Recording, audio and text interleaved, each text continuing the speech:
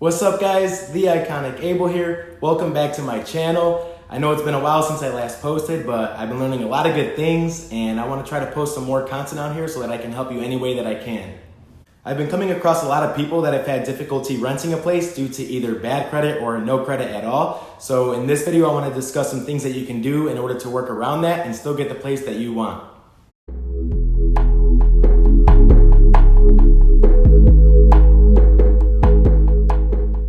So you might be wondering what your credit score should be if you're looking to rent, and I'd say ideally 650 or higher because that's usually the minimum requirement for places that are strict with credit, but definitely try not to let your credit score drop below a 600.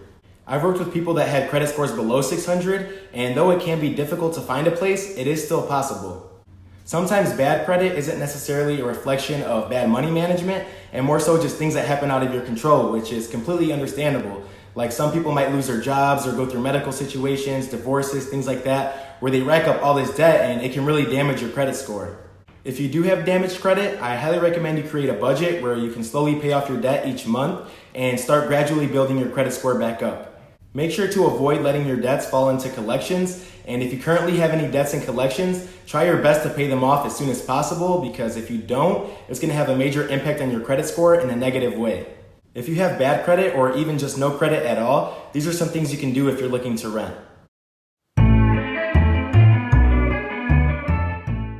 The first thing you can do is find somebody you know that has good credit that'd be willing to sign on to your lease with you as a co-signer or a guarantor. And what that does is it ensures that in the event you were unable to make a rent payment, they would be responsible to do so. A typical co-signer could be a friend or a family member, but basically it has to be somebody that trusts you, because at the end of the day, they really don't want to be making your rent payments and they don't want to hurt their credit as well. So make sure you choose a place that has a rent that you can actually afford and will make your payments on time. But a co-signer is usually the most effective, so that's the one I would recommend the most.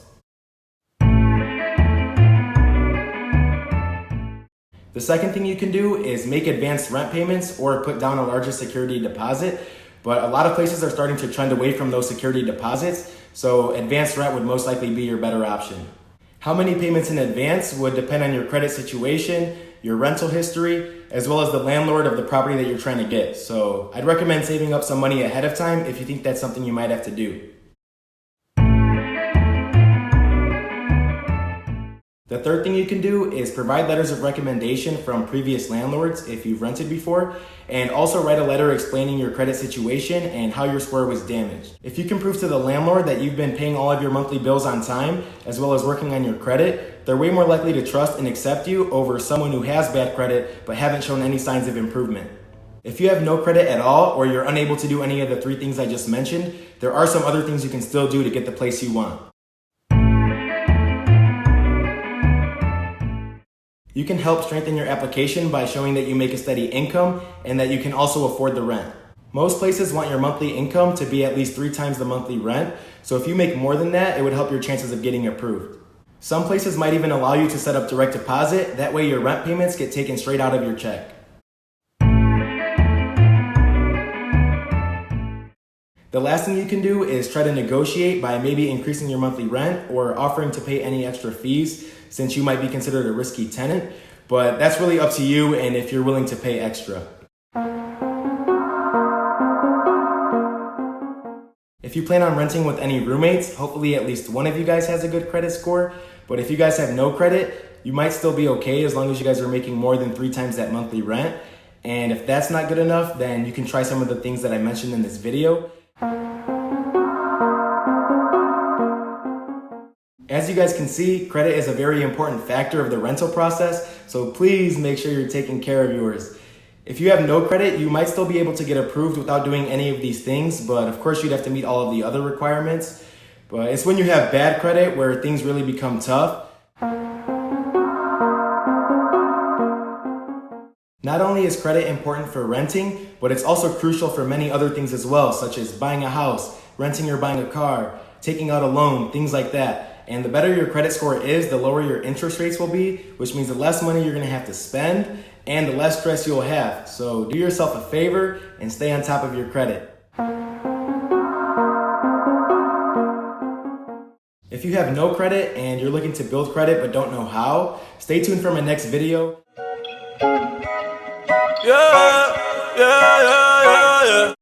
If you're watching this video and you have a bad credit score right now due to something that happened out of your control, create that budget. Start paying off those debts. Set up your payment plans. Pay off anything you have in collections. And just slowly chip away at it. And over time, your credit score is going to skyrocket. And as long as you believe in it and work at it, you will get it done. Like I said earlier, sometimes things happen out of your control. And in this video, I was talking about credit. But in life in general, I'm a big believer in controlling what you can control and always focusing on the positives. When life knocks you down, you have two options. You can either stay down or you can get back up. Whatever you do, please don't be the person that stays down and constantly makes excuses and is always feeling sorry for yourself. Be the person that gets up every single time and embraces all the challenges that are thrown your way. I prefer to get knocked down as many times as I possibly can because I understand that with every knockdown comes valuable growth, lessons, knowledge, and wisdom that I can carry over with me when I do get back up, and it's only going to make me stronger and mold me into that successful person that I aspire to be. So never let your struggles hold you back. Enjoy the struggles, enjoy the process, enjoy life, enjoy the journey. You only live once, so make the most of your life and tap into your true potential.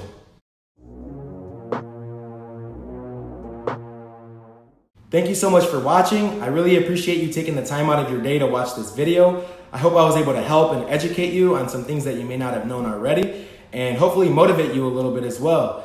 And if there's anything I can ever do to help you, whether it's real estate related, if you're looking to buy, sell, or lease, or personal, any questions you have for me, whatever, if it's advice or you need help with anything, I love helping other people and it truly gives me happiness. So I have all of my social media links in the description below. I'll also include my phone number and my email. So if there's anything I can ever help you with, please let me know. Do not hesitate to reach out to me and I'll make sure I get back to you. So again, thank you so much for watching. I hope you guys have a good rest of your day and stay iconic.